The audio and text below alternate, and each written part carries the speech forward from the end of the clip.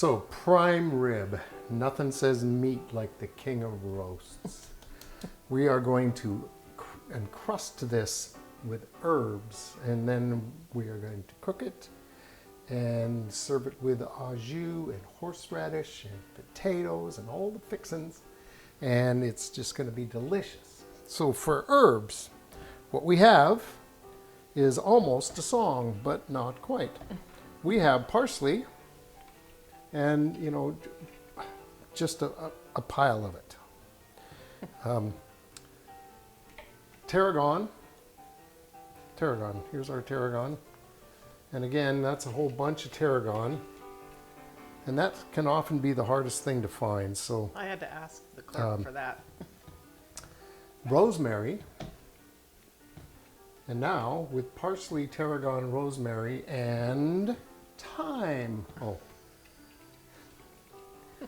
I know. Paul Simon's rolling over. He's not dead yet. Oh, that's right. He's not in his grave. Thank goodness. Keep that guy around for a while. So we are going to pulse this up and get it to become much finer. And see what we're getting here. Okay, I like that. Okay, let me look. You can't see through the gold. It's a pretty coarse thing right now, which is fine, because we are going to add, I'm going to knock this down so it all gets in there. We are going to add about a quarter cup of oil. And I like to do this while the thing's running. And you know, what you want is, you don't want this to be a sauce. You just want it to kind of be wet enough to stick to the meat. And we're going to put in of course it doesn't fit. Yeah, I know. None of them fit. I'm going to put in a tablespoon and about a half, I think, of pepper. And about the same amount of salt.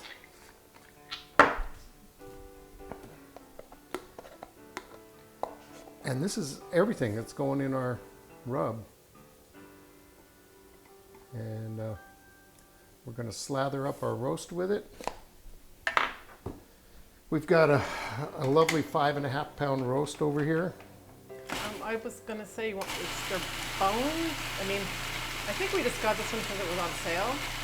But, you know, typically you want the bones, and you want to have your butcher cut the bones. Yes, absolutely. See, the bones have already been cut off, and they're tied back on. That's why it's tied. Right. That's really what you want. That's the best. You want that way. So you're still cooking it on the bone, but getting it off of there is easy.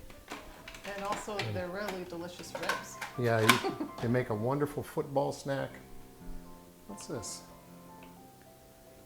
Our thyme didn't go down very well. All right, so here we have our lovely little mixture. And all we need to do is fully encrust this piece of meat with our herbs. And I'm going to get it on here and then spread it around a little more. So I'm just trying not to, I don't like it when it falls down to the bottom of the pan, because then you can't get it back up to get on the meat. Okay, so now we'll take some of this and bring it over to this side.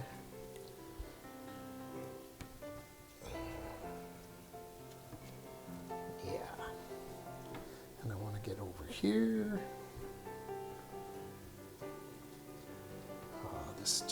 This comes out so good, and it smells good now. It's got all those herbs. So they say when you're getting a roast that you want it to be about a pound per person, I believe. Yeah. I think they've said one rib, you know, like a 5 rib roast for 5 people, but that's really a lot of meat. That's big. So this will feed a 5 pounder here. This will feed 4 people, and there will be leftovers. We won't care about I mean, we won't care that We there's won't leftovers mind. because we will eat it. Yeah, nothing goes to waste. No. So I'm getting there. Just about have this thing all covered. This is really the best way. We tried the salt-crusted one once. That was kind of difficult. That was a giant roast we did that time, like Yep. a 20-pound roast. Mm-hmm. But this has just really been the best of any Yeah, options we've done. There are certainly a lot of ways you can do this, but I really like this one. Yeah, last roast we ate was a pre-seasoned one, and it was just, you know, it was good, but nothing. It was boring. Not as good as this.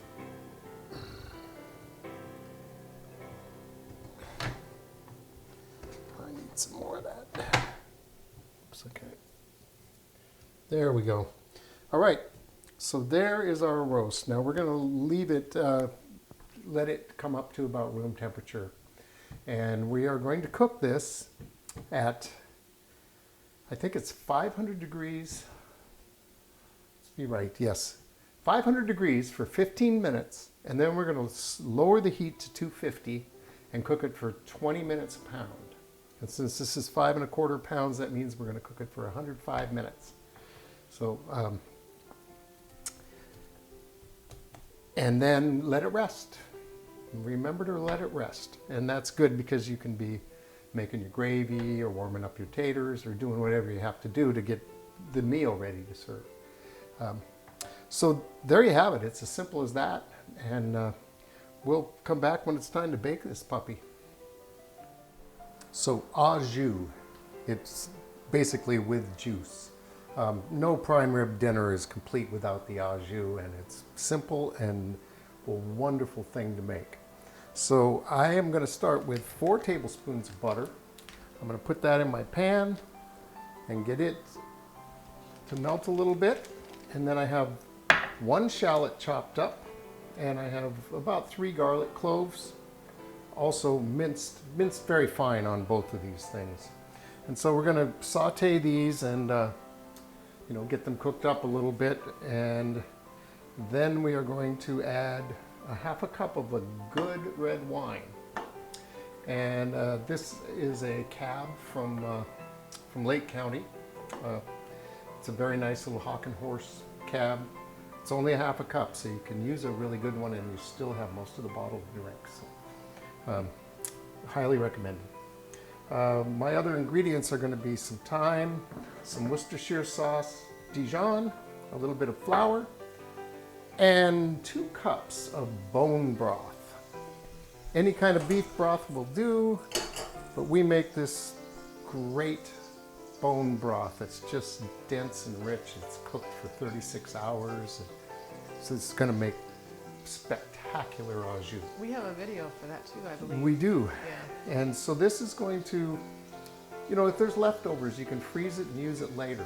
We froze some once and we keep looking for it, and then we must have used it up. But so every time we have anything that needs au jus, I got to make it fresh. So in with our shallot and our garlic. And we're going to get this to saute a little. And basically we're going to add flour to this and make a roux. And it's going to be fantastic.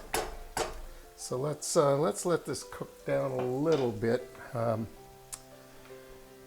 then we'll come back and add the flour. So our onion and garlic are looking a little cooked. They won't have that raw quality now. And we're going to whisk in 1.5 tablespoons of flour. And using the whisk is a great way to avoid this getting lumpy. Lumpy you do not want. We are going to strain this before we put it in front of our guests. So that'll take care of the lumps, by golly. So now we're going to cook this for about a minute, maybe a little bit less. This burner's pretty high right now. And then we are going to add our red wine, also whisking that in. Bubble, bubble, bubble. Toil and trouble. Yeah. Now this isn't, we're not necessarily after a dark roux here. This isn't Cajun jus. So in with the red wine. And we're going to let this cook down just a little bit, which will start the thickening process. And then we're going to add our beef broth.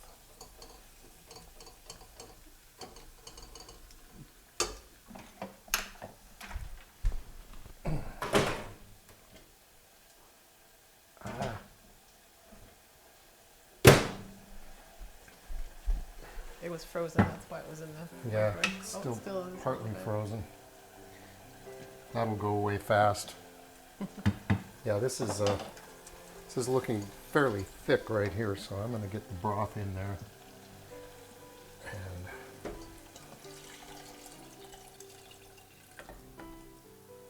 this ice lump will melt rather quickly. So now this is the point where you could accidentally leave some lumps behind, so a vigorous whisking.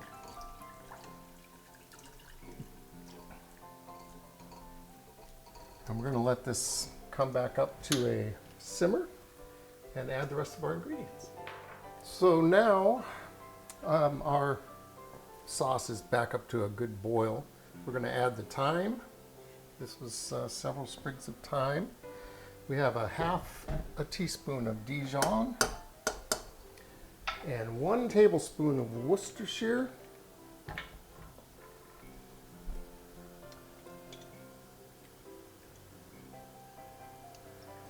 And then we are going to add the secret ingredient.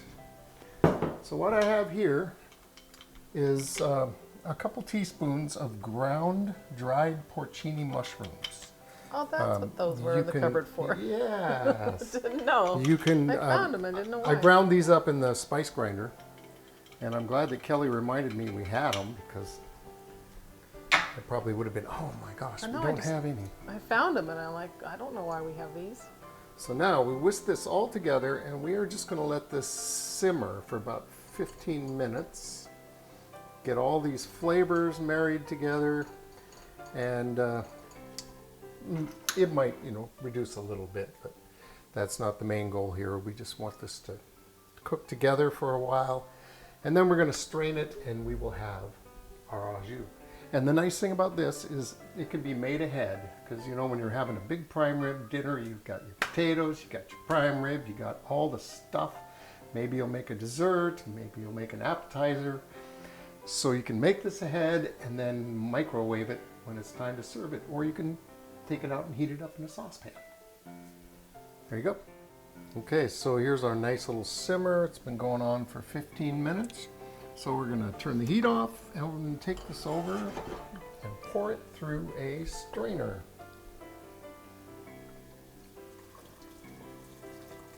And this will get us that nice, smooth, clear sauce. Just gonna fill the bowl up. It is. Well, let's see.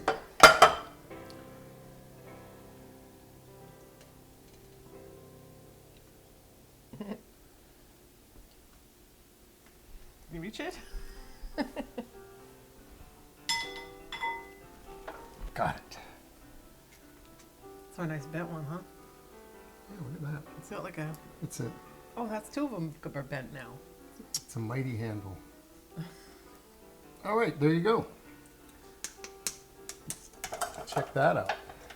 It's going to be hot. You can do it. How far can I go? Oh yeah, it's fine. So there is our lovely bowl of jus. Jus for au jus. And as you can see, we're ready for the next part of our fantastic meal.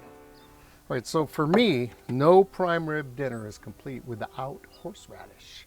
And I like horseradish so much that I grow it. Let me and zoom in. It's it right takes over its little spot, back there in front of those trees.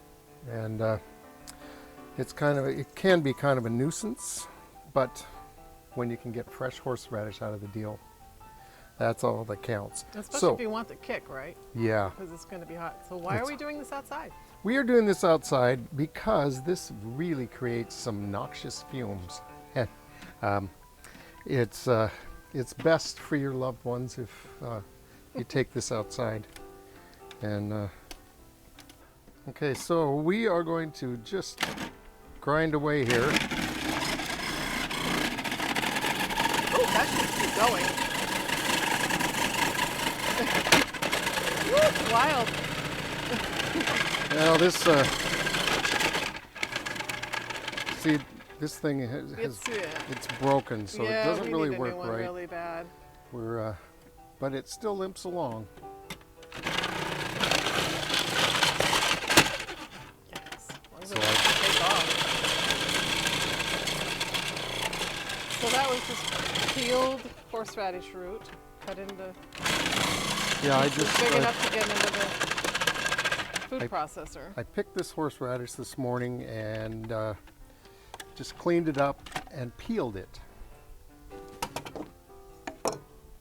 in order to make it useful for And you this. can peel by hand. I know my grandma used to do that, and it was a horrible experience.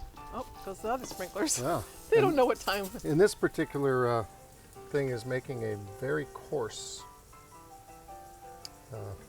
grind, which is fine if you like horseradish, which I do. Oh, ew. Yeah, we're going to get Oh, we're getting sprinkled too. All right, but so I just got a whiff of that. here's a little thing about horseradish. When horseradish gets exposed to oxygen, it undergoes a little bit of a chemical change. And for about the first 10 minutes, it gets hotter. After that time, it starts to cool down. So we are going to leave this for 10 minutes, and then we're going to mix some sour cream with it so it's no longer in the oxygen, and it will retain its heat. That's the goal. So we'll come back in about 10 minutes and add some sour cream to this. After we get away from the sprinklers. So I didn't like how coarse this is. Looks like shredded carrots or something. And that's not what we're going to want for our horseradish, really. You might like it. But Yeah. You know, there was a restaurant in Seattle for a while that made this freshly grated horseradish, and it was grated really thin, and it was beautiful stuff.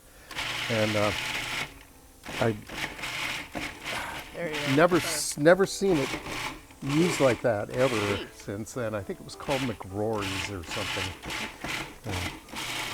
And of course, that restaurant isn't there anymore. Yeah, that looks But better. I'm just really fond of horseradish. But what I don't like is horseradish with a lot of vinegar in it, which is what you usually get with processed horseradish because it helps preserve it. And it's getting much better now. Oh yeah. Oh, Oh, yeah, it's wafting. That got me right in the eyes.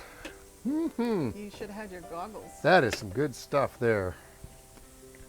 All right, so there we go. That's looking much better. It still has a little bite, but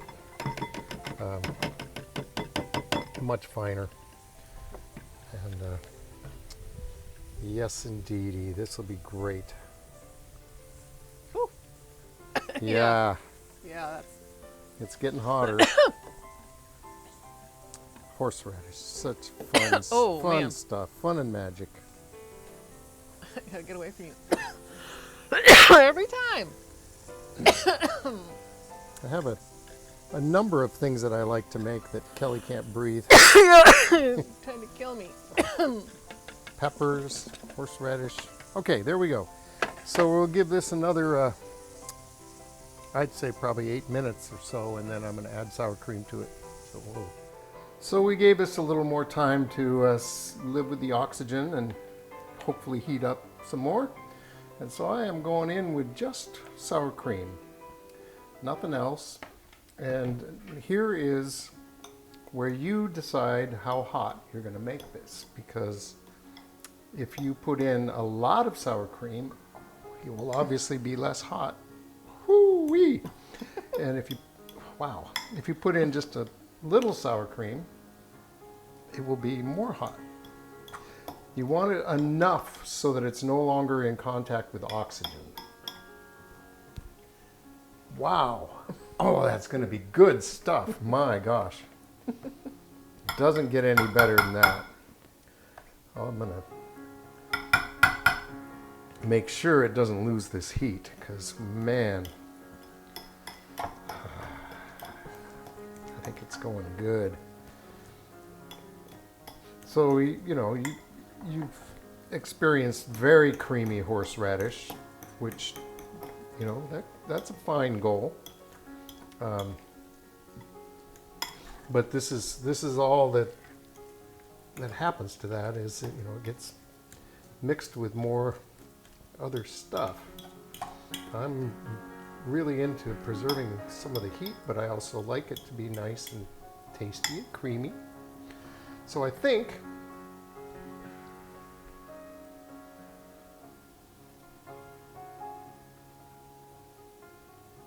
we've got it. Good stuff, huh?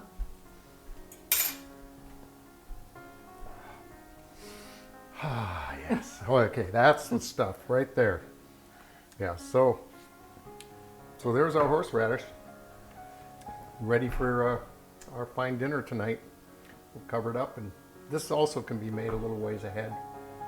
All right, it's time to put our roast in the oven. It's at 500 degrees. I love the convection bake, so I have it on. And in goes our roast. Now, the process of cooking for company takes a lot of time, and sometimes it takes a glass of wine. And I had to open this. It's a 2012 Hawk and Horse from Lake County. The grapes are from Lake County. The winemaker and staff all came out of Napa to go up and make this wine. It's really chewy. It has a lot of tannins, but great flavors. So you opened that to make the Au Jus. I did. Yeah. Uh-oh, company's here. So company's here. Here we go. Okay, so we've had our 15 minutes on 500 degrees. So we're going to stop this, and we're going to turn it down to 225. Yes, indeed. And I'm using the convection bake. For this oven, that seems to work best. And now we are going to go for 105 minutes, which, if I do the right math, it's 1 hour 45. Yep. And this is 20 minutes a pound. And we really haven't had it fail. So that's what we do. It's going to be, we'll come back when it's ready to come out. It's time for more wine or something, I think. Mine's empty. Okay. All right. All right, the timer's going off. The beef is done. I just know it's done. It's delicious. Oh, it's not. You're not ready. Let's get it out of there.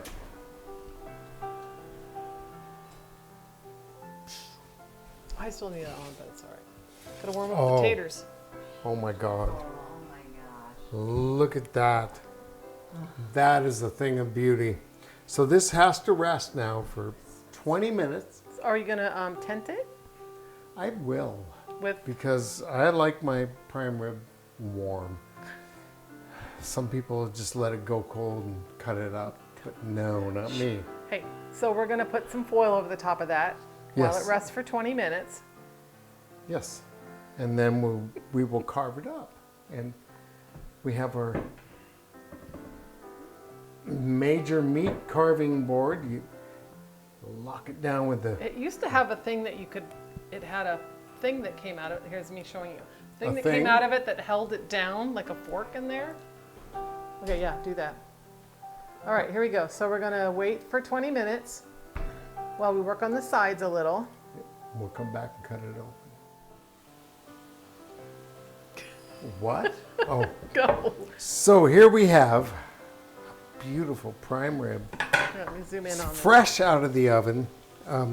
So the first thing we have to do is take care of the, you remember the strings that went around it, right? So we have to cut those off. And it's actually easier done. Done and said? From, No, they're, what? from right here. Oh, there you go, okay. So come over here. Okay. See? And then just be careful because it'll That's flick all just the herbs out. absolutely the place. Oh yeah, so a lot of herbs are stuck to these. And it's gonna be fine. Just don't stress too much. Don't get it on your puzzle and you'll be fine. I know, I was going to say, should move the puzzle. It's just like right there. So there's Oh, yeah. there's our ribs. This right here, when the Seahawks are playing the 49ers tomorrow, this is a football snack. It's going to be perfect. So all I can say is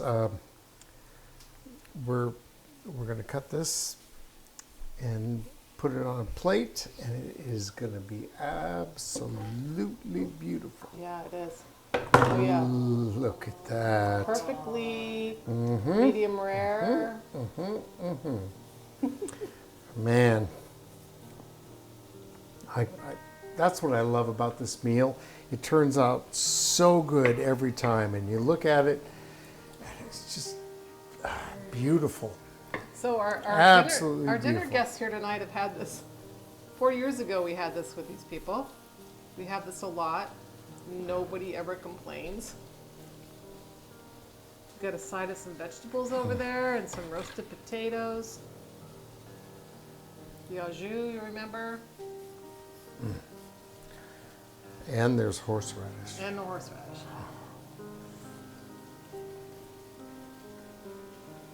Okay.